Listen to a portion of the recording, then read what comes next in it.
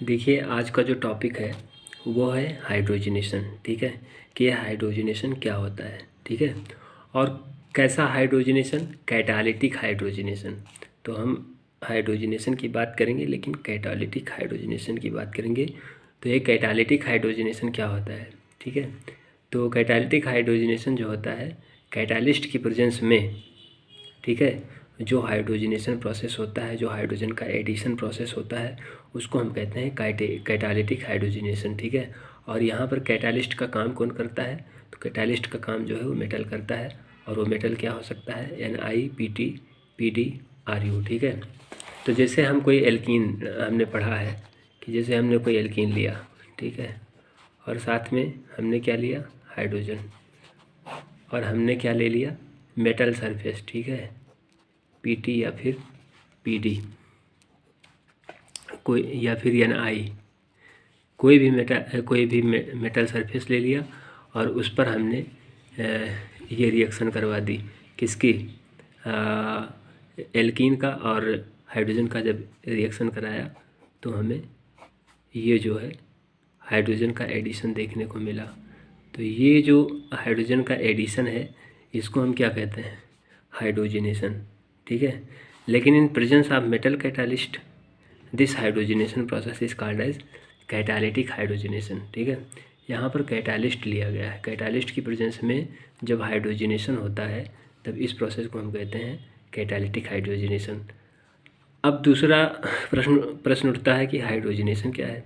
तो हाइड्रोजनेशन जो है, ये हाइड्रोजन का एडिशन जो है, यही हाइड्रोजनेशन है। देखिए, तो यहाँ पर जो हाइड्रोजन है, ये इस एल्कीन के साथ जुड़ रहा है। ठीक है, तो हाइड्रोजन का एडिशन हो रहा है ना, तो ये प्रोसेस क्या है, हाइड्रोजनेशन।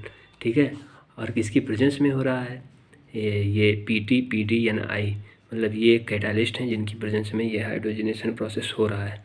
तो कैटालिस्ट की प्रेजेंस में यह हाइड्रोजनेशन प्रोसेस हो रहा है, इसलिए इस पूरे प्रोसेस को हम क्या कहते हैं, कैटालिटिक हाइड्रोजनेशन। ठीक है, तो ये कैटालिटिक हाइड्रोजनेशन मेरे ख्याल से समझ में आया होगा। ठीक है, the process of hydrogenation in presence of metal catalyst is called as catalytic hydrogenation. ठीक है, तो ये कैटालिस्ट क्या करता है, कैटालिस्ट रेट ऑफ रिएक्शन को बहुत फास्ट कर देता है। ठीक है, जो रिएक्शन 2, 4, 6, 8, 10 दिन में होती है, उस रिएक्शन को ये जो कैटालिस्ट होता है, ये सेकेंडों में कंप्लीट कर देता है। ठीक है, तो रेट ऑफ रिएक्शन जो है वो लाखों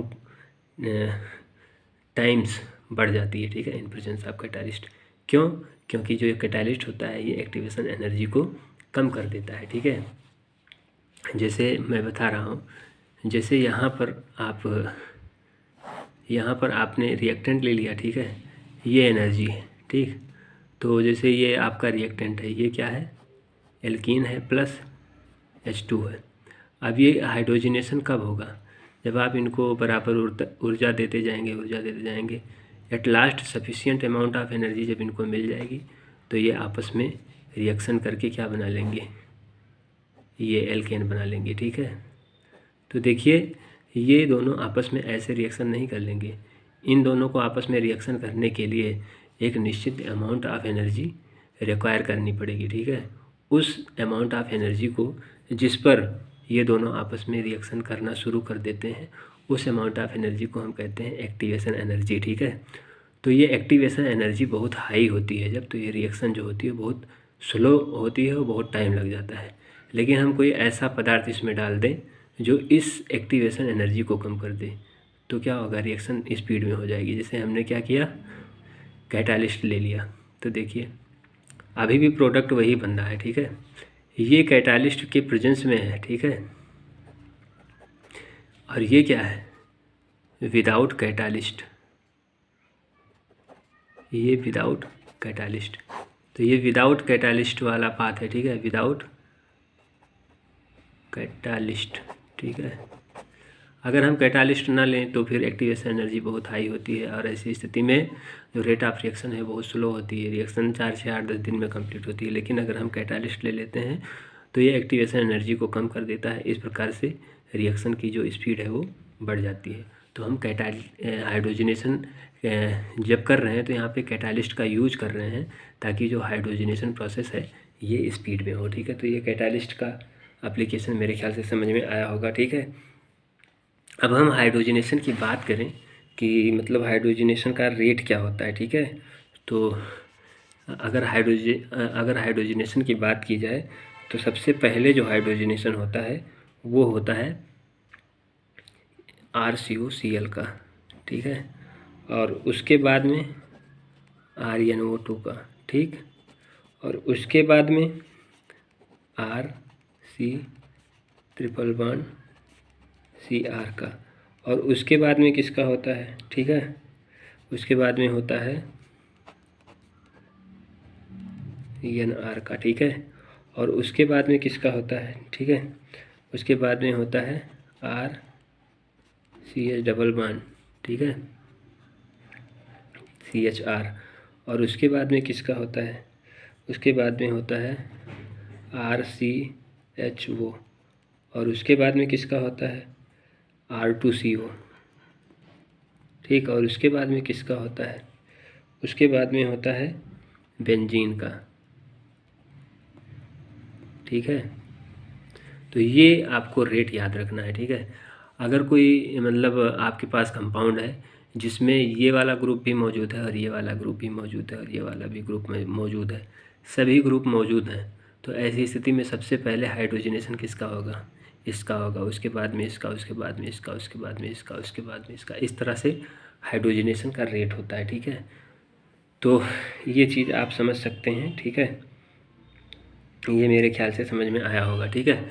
तो हाइड्रोजनेशन का ये रेट है। अगर कोई कंपाउंड है जिसके पास ये वाला ग्रुप भी है और ये वाला ग्रुप है, ठीक है, और हमें एक बार हाइड्रोजनेशन करना है, तो किसका हाइड्रोजनेशन होगा, इसका या फिर इसका।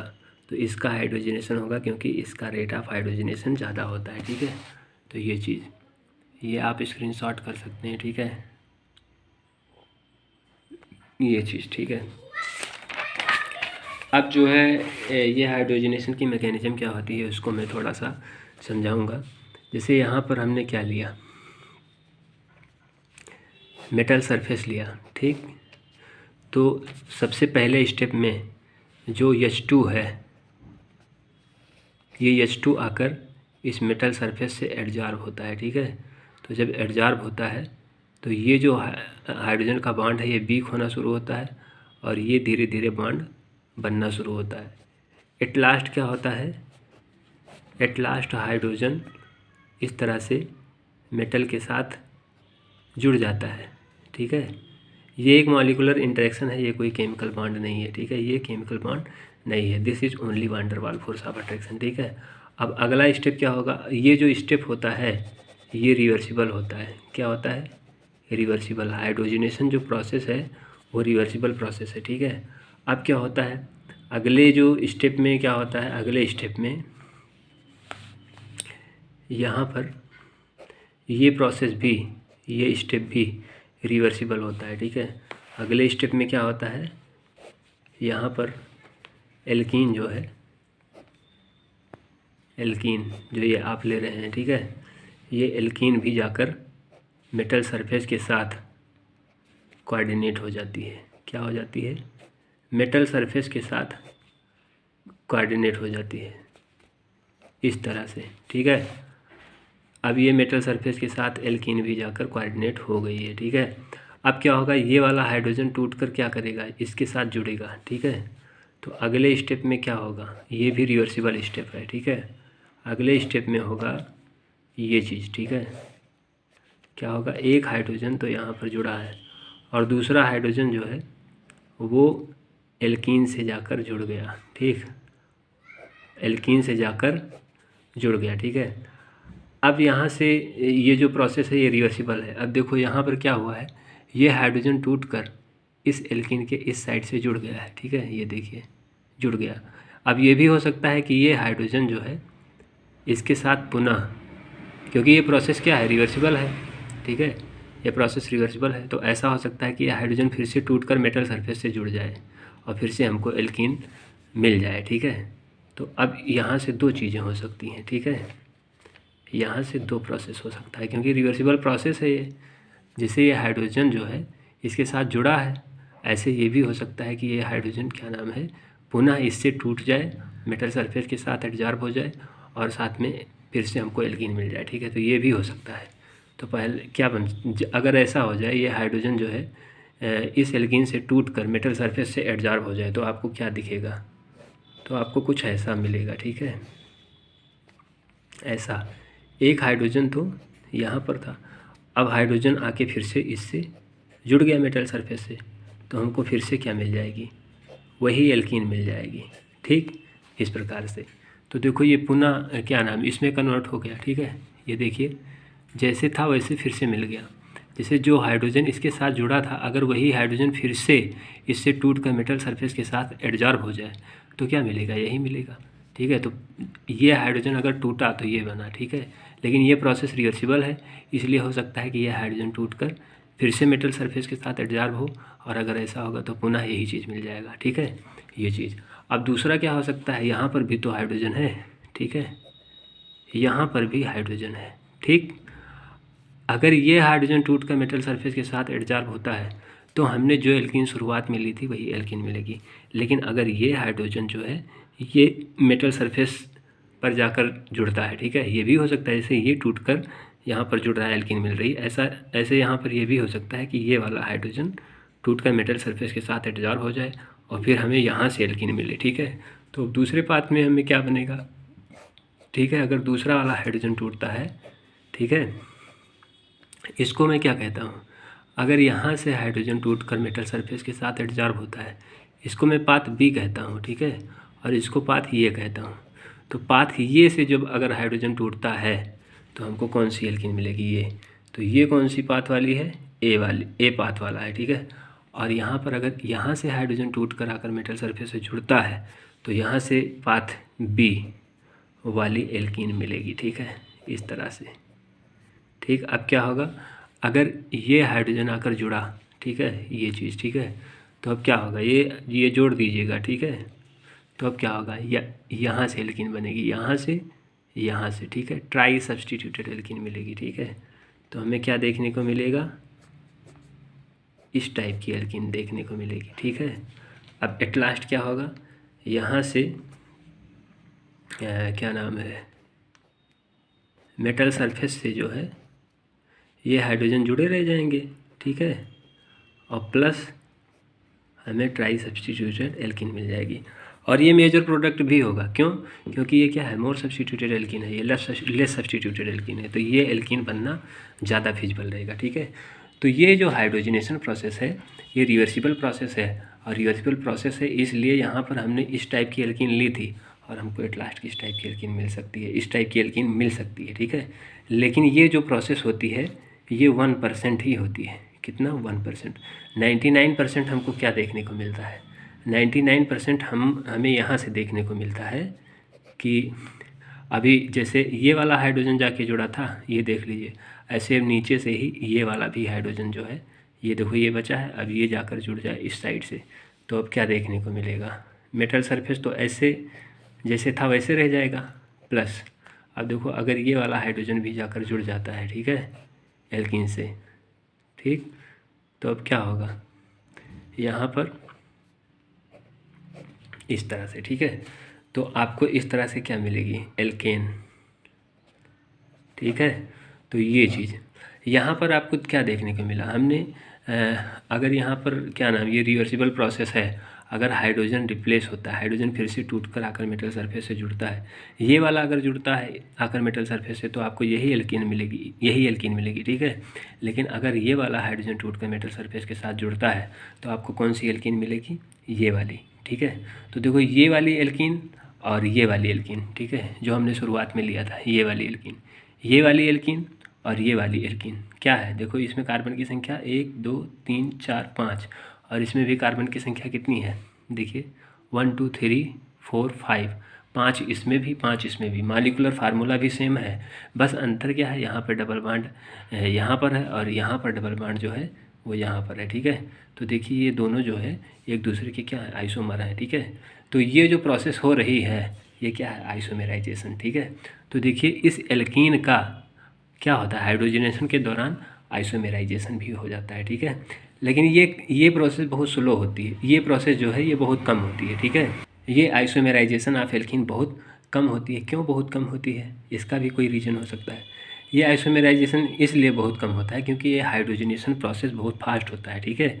ये इतना मौका ही नहीं देता है कि क्या नाम यहाँ से हाइड्रोजन टूटे और फिर आकर मेटल सरफेस से जुड़े और एल्कीन मिले, इतना मौका ही नहीं देता है। इससे पहले ही ये वाला हाइड्रोजन भी जाके उससे जुड़ जाता है। इस बॉन्ड के टूटने से पहले ये वाला हाइड्रोजन जाके टूट के इस प्रकार से जुड़कर क्या बनाता है, एल्केन का निर्माण करता है। तो ये प्रोसेस अगर हाइड्रोजनेशन का प्रोसेस, ये क्या नाम, हाइड्रोजनेशन का प्रोसेस स्लो हो जाए, मतलब ये वाला हाइड्रोजन बहुत समय ले यहाँ से यहाँ जुड़ने में, ठीक है।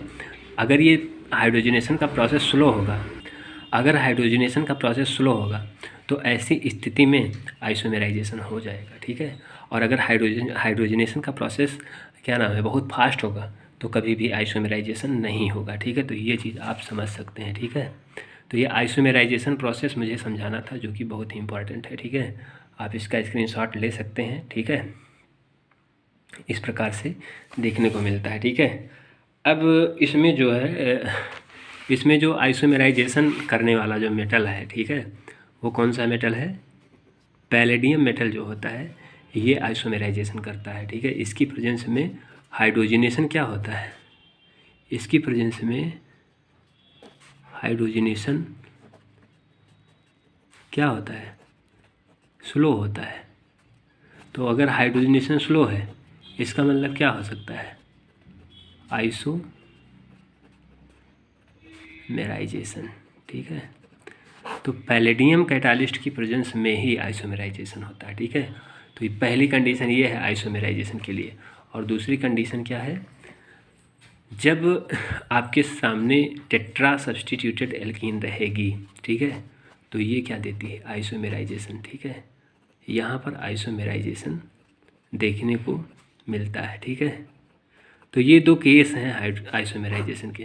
पहला क्या केस है, आइसोमेराइजेशन कब हो सकता है, आइसोमेराइजेशन तब हो सकता है जब आपके सामने क्या हो, पैलेडियम कैटालिस्ट हो, ठीक है, और क्या हो, टेट्रा सब्स्टिट्यूटेड एल्कीन हो, ठीक है। अब इसको मैं एक एग्जांपल लेके समझा रहा हूँ, ठीक है। ये आप देख लीजिए यहाँ पर, ठीक है, ये देख लीजिए, ठीक है, ये चीज़, और फिर H2, ठीक है, और साथ में हम ले लें PD, ठीक है। तो अब आप जानते हैं कि जो हाइड्रोजनेशन प्रोसेस होती है यहाँ पे हाइड्रोजन का सिन एडिशन होता है, ठीक है। क्यों सिन एडिशन होता है, क्योंकि देखो ये हाइड्रोजन नीचे से जुड़ा है तो दूसरा हाइड्रोजन भी तो नीचे से ही जाकर जुड़ेगा। तो हाइड्रोजनेशन प्रोसेस क्या है, सेम साइड से दोनों हाइड्रोजन जुड़ते हैं, इसलिए जो हाइड्रोजनेशन प्रोसेस होता है ये क्या होता है, ये सिन एडिशन होता है। क्या होता है, सिन एडिशन ऑफ हाइड्रोजन होता है, ठीक है। Syn addition of hydrogenation is called syn type of hydrogenation. तो हाइड्रोजनेशन जो होता है सिन टाइप का होता है। दोनों हाइड्रोजनेशन दोनों जो हाइड्रोजन है वो सेम साइड से जाकर एल्कीन से जुड़ते हैं, ठीक है। तो यहाँ पे देखा जाता है कि ये जो पैलेडियम है ये प्रोडक्ट क्या देना चाहिए, पैलेडियम को कौन सा प्रोडक्ट देना चाहिए, ठीक है, हाइड्रोजनेशन इसका हो जाएगा। तो अब ऐसा हाइड्रोजनेशन में जो दोनों हाइड्रोजन है वो एल्कीन से जाकर जुड़ जाएंगे, ठीक है। तो एक ये हो सकता है और दूसरा क्या हो सकता है, दूसरा ये हो सकता है,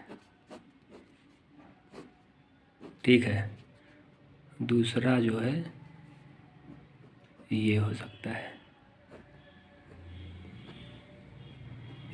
सॉरी ये वाला नीचे रहेगा, ठीक।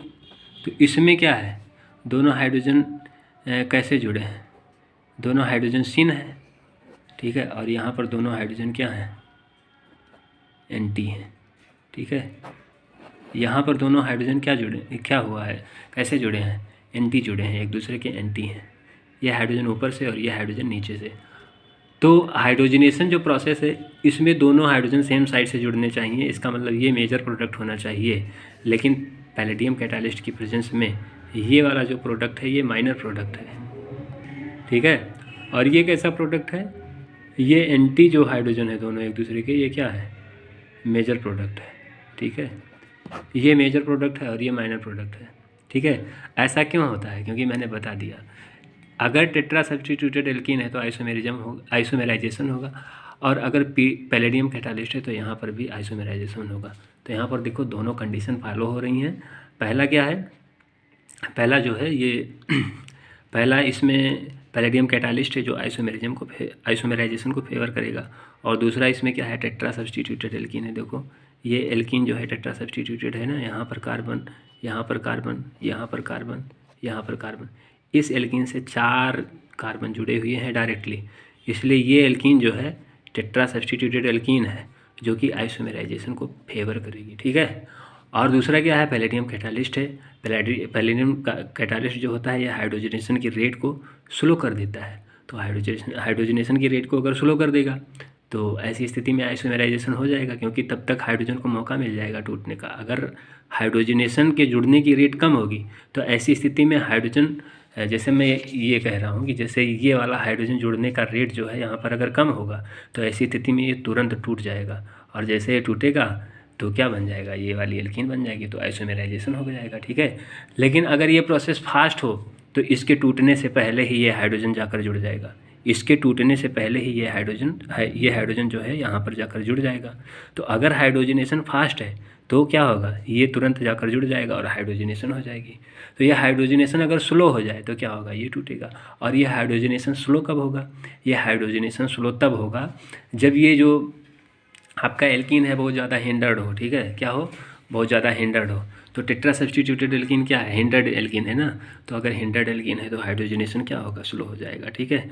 और उसके बाद में जैसे आपने पैलेडियम कैटालिस्ट लिया है तो ये भी तो हाइड्रोजनेशन की रेट को स्लो करता है, ठीक है। तो दोनों मिलाकर क्या करेंगे, कुल मिलाकर आइसोमेराइजेशन कर देंगे और फिर हाइड्रोजनेशन होगा। और जब हाइड्रोजनेशन होगा तो ये फिर जो ये एंटी प्रोडक्ट है, जो ये एंटी एडिशन ऑफ हाइड्रोजन है, ये मेजर प्रोडक्ट होगा, ठीक है। अब इसमें क्या होता है, ठीक है, इसमें बस यही होता है। सबसे पहले आपको क्या देखने को मिलता है, सबसे पहले इस टेट्रा सब्स्टिट्यूटेड एल्कीन का आइसोमेराइजेशन होता है, ठीक है, आइसोमेराइजेशन होता है, ठीक है, इस प्रकार से ये वाला बन जाता है, ठीक है। और यहाँ पर हाइड्रोजन जो है इस प्रकार से ऊपर से जुड़ा होता है, ठीक है। ये आइसोमेराइजेशन हो गया, ठीक है।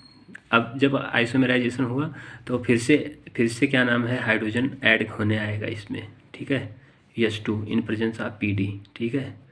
अब फिर से ऐड होने आएगा तो बताओ हाइड्रोजन ऊपर से ऐड होगा या फिर नीचे से ऐड होगा। तो देखो यहाँ पर हाइड्रोजन ऊपर है ना, तो ये थोड़ा सा हिंड्रेंस पैदा करेगा, इसलिए हाइड्रोजन कहाँ से जुड़ेगा, यहाँ नीचे से जुड़ेगा। तो कुल मिलाकर अब प्रोडक्ट आपको क्या देखने को मिलेगा, अब प्रोडक्ट जो है आपका मनपसंद प्रोडक्ट मिल जाएगा जो आप सोच रहे थे, ठीक है। ये हाइड्रोजन ऊपर था तो अब हाइड्रोजन कहाँ से जुड़ेगा, नीचे से तो जुड़ेगा, यहाँ और यहाँ, ठीक। तो देखो ये वाला प्रोडक्ट मेजर हो गया ना। अब अगर यहाँ पर हम क्या करते, PD के जगह PT वगैरह ले लेते, ठीक है, तो यही बनता, आइसोमेराइजेशन नहीं होता, ठीक है। तो आइसोमेराइजेशन के कंडीशन को फुलफ़िल करने के लिए आपको क्या देखना होगा, पहले तो पैलेडियम कैटालिस्ट होना चाहिए और दूसरा टेट्रा सब्स्टिट्यूटेड एल्कीन होनी चाहिए, ठीक है। तो ये चीज़, तो ये मेरे ख्याल से समझ में आया होगा, ठीक है। अब मैं यहाँ पर एक क्वेश्चन ले रहा हूँ, ठीक है, इसको आप लोग करेंगे, ठीक है, ये चीज़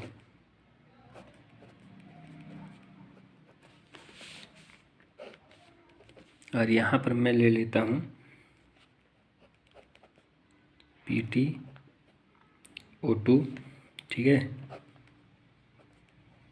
H2, ठीक है, ACOH 25 डिग्री सेल्सियस। अब प्रोडक्ट क्या मिलेगा बताओ, तो ये क्या करेगा, हाइड्रोजनेशन करेगा, ठीक है। तो बताओ इसका हाइड्रोजनेशन होगा या फिर इसका हाइड्रोजनेशन होगा। तो अगर आप लोगों ने नहीं नोट किया था तो यहाँ पर नोट कर लीजिएगा, जैसे हमने ये हाइड्रोजनेशन का रेट जो है ये बताया था, ठीक है। अब इसमें आप लोग थोड़ा ध्यान रखेंगे कि क्या नाम है, ये जो RCOOH, ठीक है, और RCONH2, ठीक है। ये सब क्या होते हैं, ये सब लीस्ट रिएक्टिव होते हैं, ठीक है। हाइड्रोजनेशन के प्रति ये क्या होते हैं, लीस्ट रिएक्टिव होते हैं, ठीक है। इनकी रिएक्टिविटी बहुत कम होती है, ठीक है।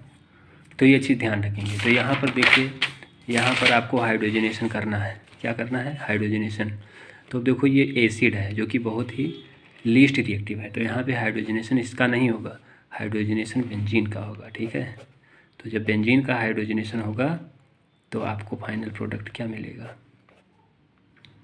COOH, ठीक, ये चीज़, ठीक है। तो ये मेरे ख्याल से समझ में आया होगा, ठीक है। और एक एग्जांपल मैं और ले लेता हूँ, ठीक है। जैसे मैं ले रहा हूँ यहाँ पर NO2, ठीक है, और यहाँ पर मैं ले लेता हूँ, ठीक है, और H2PT, ठीक है, या फिर PD, आपका जो मन करे, ठीक है, ETOH ACOH, ठीक है। तो यहाँ पे प्रोडक्ट क्या मिलेगा, अब देखो यहाँ पर आप देख लीजिए, यहाँ पर रिएक्टिविटी आर्डर क्या है, ठीक है। तो देखो यहाँ पर RnO2 की रिएक्टिविटी जो है बेंजीन से बहुत ज़्यादा है, तो कहने का मतलब RnO2 का रिडक्शन होगा और बेंजीन का रिडक्शन नहीं होगा, ठीक है। तो ऐसी स्थिति में जो आपका प्रोडक्ट है ये कुछ इस प्रकार से बनेगा, NH2, ठीक है, और बेंजीन जो है ये ऐसे ऐसे रहेगा, ठीक है। तो ये आपका फाइनल प्रोडक्ट होगा, ठीक है। अब एक एग्जांपल मैं और इसमें लेना चाहता हूँ, ठीक है, एक एग्जांपल मैं और लेना चाहता हूँ, ठीक है। जैसे ये क्वेश्चन है आपके पास, जैसे आपके पास दिया गया है ये चीज़ बेंजीन और फिर ये चीज़ ये, ठीक है, और यहाँ पे क्या किया जाए, H2PDC, ठीक है, हाइड्रोजनेशन हो, ठीक है। तो किसका हाइड्रोजनेशन होगा, देखो एल्कीन की रिएक्टिविटी इससे और इससे ज़्यादा होती है, ठीक है। आप यहाँ पर देख लीजिए, ठीक है, ये देख लीजिए, एल्कीन जो है ये बेंजीन से भी ज़्यादा रिएक्टिव है और R2CO से भी ज़्यादा रिएक्टिव है, मतलब कीटोन से भी ज़्यादा रिएक्टिव है और बेंजीन से भी ज़्यादा रिएक्टिव है, कौन, ये जो एल्कीन है, ठीक है। तो यहाँ पे हाइड्रोजनेशन किसका होगा, इसका होगा, इन दोनों का कोई हाइड्रोजनेशन नहीं होगा, ठीक है। तो आपको फाइनल प्रोडक्ट क्या देखने को मिलेगा, आपको फाइनल प्रोडक्ट कुछ इस प्रकार से देखने को मिलेगा, ये, ठीक है, ये आपको फाइनल प्रोडक्ट देखने को मिलेगा, ठीक है। तो ये चीज़ आपको समझ में आ रही होगी, ठीक है। तो अब जैसे एक एग्जांपल और मैं ले लेता हूँ यहाँ पर, ये देख लीजिए, C∠R, ठीक है, और यहाँ पर H2PDC, ठीक। तो हाइड्रोजनेशन होगा तो किसका हाइड्रोजनेशन होगा, इसका या फिर इसका होगा ना, क्योंकि कीटोन की जो रिएक्टिविटी होती है वो एल्कीन की अपेक्षा कम होती है। तो आपको फाइनली प्रोडक्ट क्या देखने को मिलेगा, फाइनली जो प्रोडक्ट है वो ये देखने को मिलेगा, ठीक। तो ये समझ में आया होगा, ठीक है, ये चीज़ आपको समझ में आया होगा, ठीक है। अब हम इसमें स्टीरियो सेलेक्टिविटी की बात करेंगे, किसकी बात करेंगे, स्टीरियो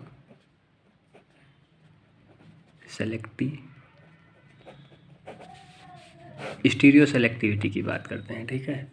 तो जैसे आपको जो है ये एल्कीन दी जाए, ठीक है, ये एल्कीन, ठीक है,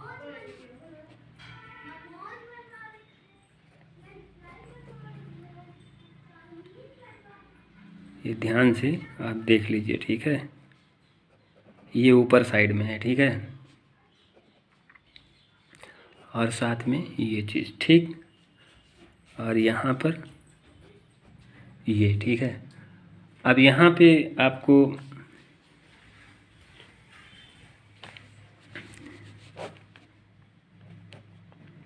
PT, ठीक है,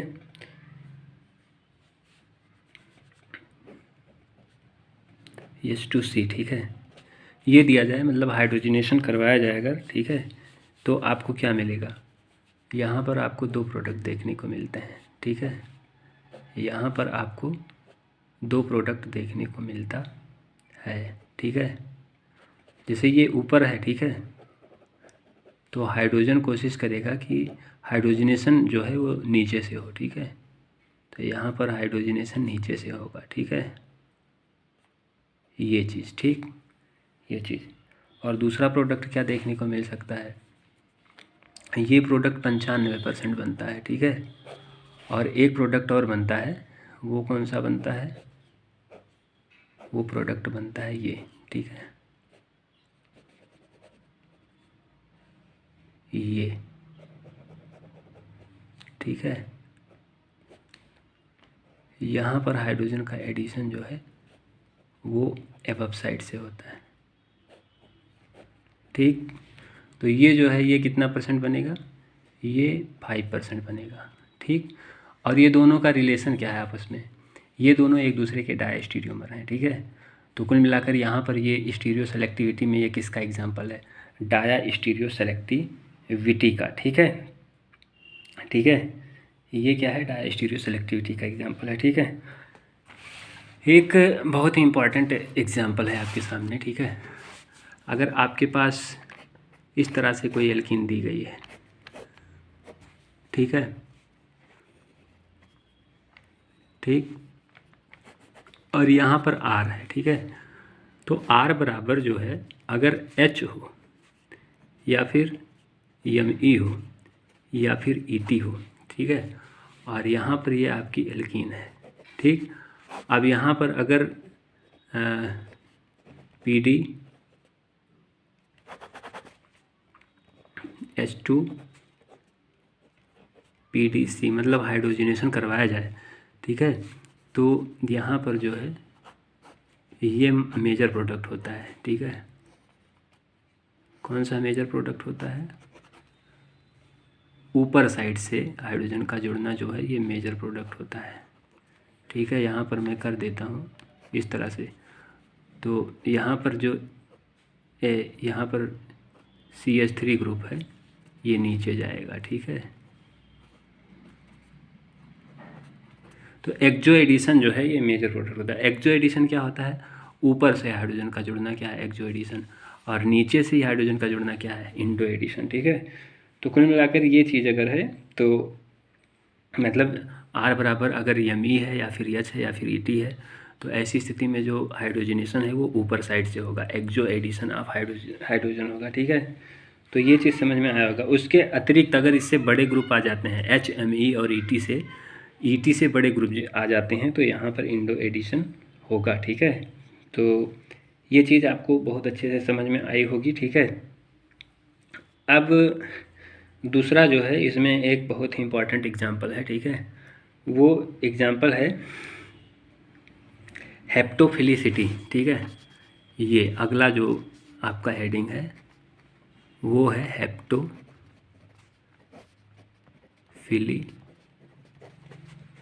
का, ठीक है। हेप्टोफिलिसिटी क्या है, ठीक है, हेप्टोफिलिसिटी क्या है, ठीक है, ठीक है। तो इसको मैं बताना चाहूँगा, the binding capacity of the binding capacity of polar group with catalytic surface, ठीक है, इज कॉल्ड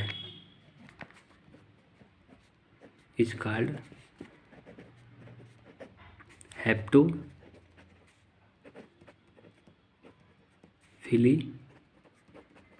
ठीक है। मतलब कोई पोलर ग्रुप, ठीक है, कोई पोलर ग्रुप, ठीक है, कोई भी पोलर ग्रुप वो मतलब किसी क्या नाम है मेटल सरफेस के साथ कितना तेज़ी से बाइंड हो सकता है, ठीक है। यही जो टेंडेंसी होती है पोलर ग्रुप का किसी कैटालिस्ट के साथ, ठीक है, कोऑर्डिनेट करने का, ये जो टेंडेंसी है इसी को हम हेप्टोफिलिसिटी कहते हैं। क्या? The binding capacity of polar group with catalytic surface is called haptophilicity, ठीक है। तो ये चीज़ है। और ये जो पोलर ग्रुप जो है, पोलर ग्रुप कहाँ होना चाहिए? पोलर ग्रुप जो है ये एल्कीन से, ठीक है, एल्कीन से या तो एलाइलिक पोजीशन पर होना चाहिए। कैसे पोजीशन पर? एलाइलिक पोजीशन पर, या फिर होमो एलाइलिक, ठीक है, पोजीशन पर होना चाहिए, ठीक है। तभी क्या नाम है ये जो पोलर ग्रुप है ये कैटालिटिक सरफेस के साथ बाइंड होगा, ठीक है। जैसे हम इस टाइप का एग्जांपल ले रहे हैं, ठीक है। जैसे ये एल्कीन है, ठीक है, और यहाँ पर हमने क्या ले लिया? OH, और यहाँ पर हमने H2PDC ले लिया। अब हाइड्रोजनेशन होगा तो ये जो पोलर ग्रुप है ये किस पोजीशन पर है? एल्कीन जो है इससे जो पहली पोजीशन होती है उसको हम कहते हैं एलाइलिक, ठीक है। तो ये पोजीशन क्या है? एलाइलिक, ठीक। और सेकेंड पोजीशन एलाइलिक से अगली पोजीशन जो होती है उसको हम क्या कहते हैं? होमो एलाइलिक पोजीशन, ठीक है। तो ये होमो एलाइलिक पोजीशन है, ठीक है। तो एल्कीन से जो जस्ट कार्बन अटैच्ड होता है, एल्कीन जैसे जो ये एल्कीन है, इस एल्कीन से अगला कार्बन जो होता है उसको हम कहते हैं एलाइलिक कार्बन, और उसके बाद में जो कार्बन आता है उसको हम कहते हैं होमो एलाइलिक कार्बन, ठीक है। तो जो पोलर ग्रुप है, अगर ये पोलर ग्रुप किसी एल्कीन में, ठीक है, एलाइलिक पोजीशन पर है या फिर होमो एलाइलिक पोजीशन पर है, तो वो हाइड्रोजनेशन करवाने से पहले क्या करेगा? मेटल सरफेस के साथ कोऑर्डिनेट होगा, ठीक है। तो ये जो प्रोसेस होती है इसी को हम क्या कहते हैं? हेप्टोफिलिसिटी। तो यहाँ पर हाइड्रोजनेशन हो जाएगा, ठीक है। और पोलर ग्रुप जब एलाइलिक किसी एल्कीन के एलाइलिक या फिर होमो एलाइलिक पोजीशन पर अगर पोलर ग्रुप मौजूद है तो हाइड्रोजनेशन जो है वो पोलर ग्रुप की स्टीरियो में होता है। तो यहाँ पर देखिए एलाइलिक पोजीशन पर OH है, ठीक है। तो ये हाइड्रोजनेशन यहाँ पर कहाँ से होगा? ऊपर साइड से होगा। तो यहाँ पर दोनों हाइड्रोजन कहाँ से जुड़ेंगे? इसी OH की स्टीरियो में रहेंगे। तो ये चीज़ समझ में आया होगा, ठीक है। एक एग्जांपल मैं और ले रहा हूँ, ठीक है, यहाँ पर आपको बहुत अच्छे से क्लियर होगा, ठीक है, ठीक है। ये चीज़ ये, ठीक है, ये और फिर OH और यहाँ पर H2PDC, ठीक है। अब क्या होगा? ये जो एल्कीन है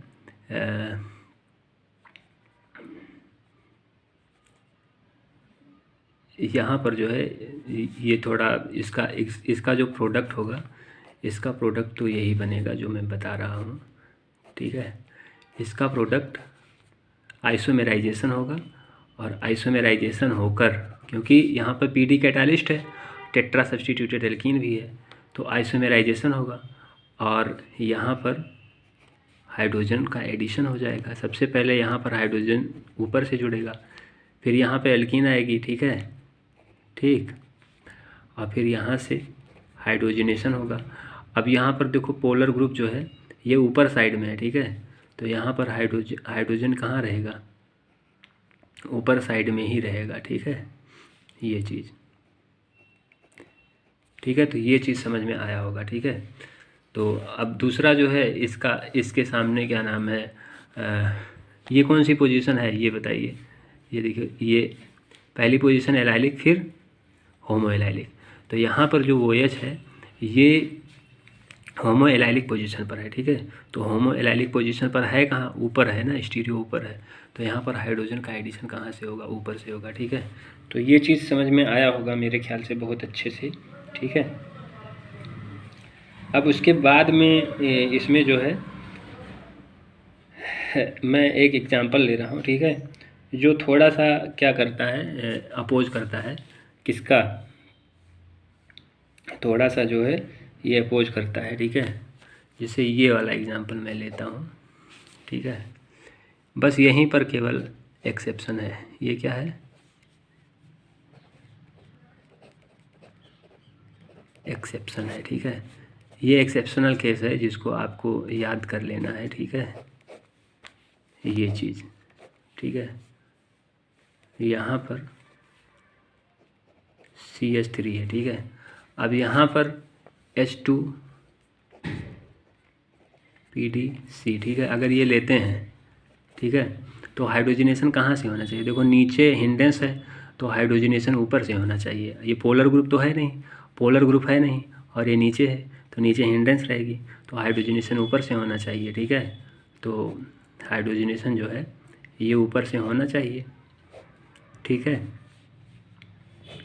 हाइड्रोजनेशन जो है ये ऊपर से होना चाहिए, ठीक है।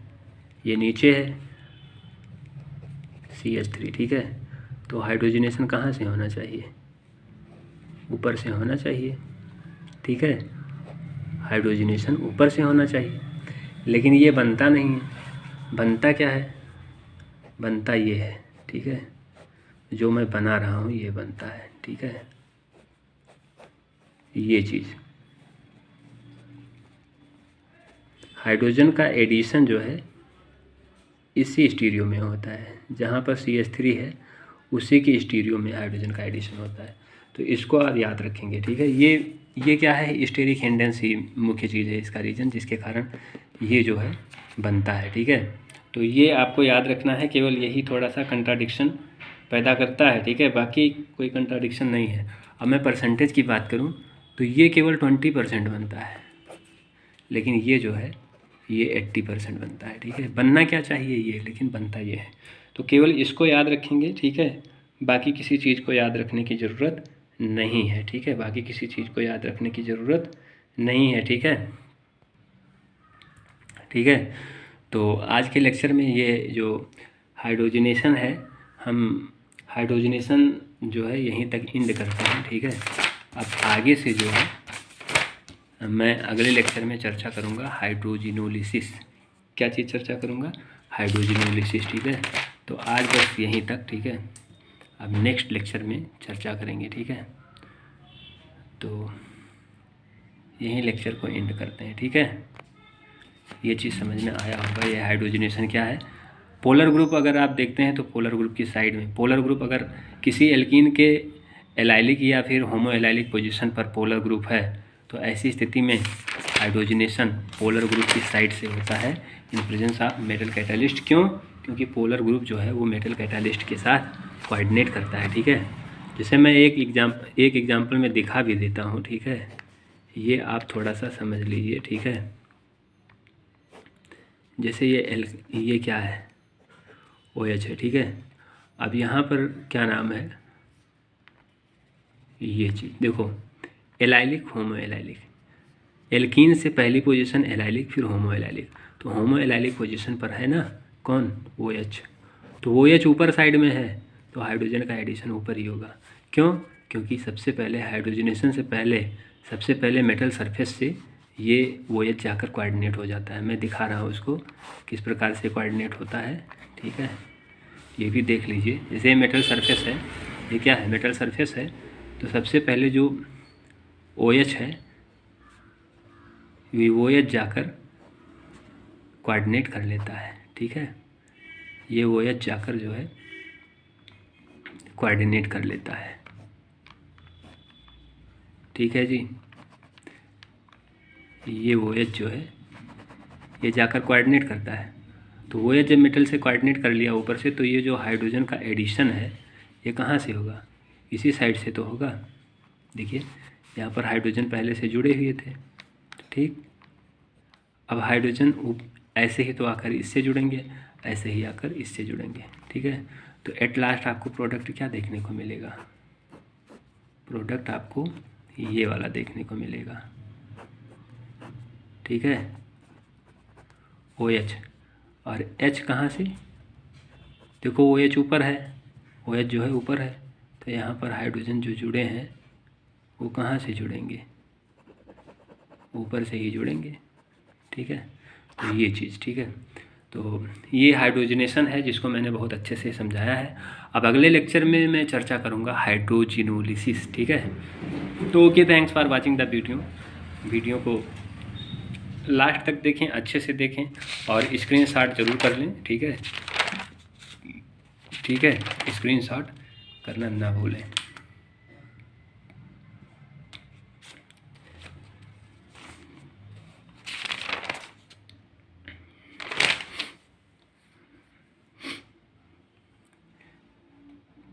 तो पूरा प्रोसेस मैंने बताया है, स्क्रीनशॉट आप एक बार कर लीजिए, मैं स्क्रीनशॉट हमेशा देता हूँ, ठीक है।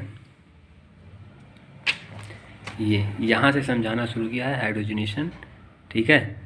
हाइड्रोजिनोलिसिस जो है इसको मैं चर्चा नहीं करूँगा, हाइड्रोजिनेसिस जो है बाद में बताऊँगा, ठीक है। हाइड्रोजिनेशन यहाँ से आप स्क्रीनशॉट करेंगे, ठीक है, देख लीजिए हाइड्रोजिनेशन, ठीक, ये चीज़, ठीक है। इसको आप स्क्रीनशॉट कर लीजिए अच्छे से और इसको रिवाइज कर लीजिएगा। तो हाइड्रोजनेशन में आप जो है गलती नहीं करेंगे। ये बहुत ही इम्पोर्टेंट लेक्चर था आज का, ठीक है। तो यहीं तक मैंने आज शायद समझाया है, फिलहाल ये भी कुछ एग्जाम्पल हैं जिनको मैंने एक्सप्लेन किया है यहाँ पर, ठीक है।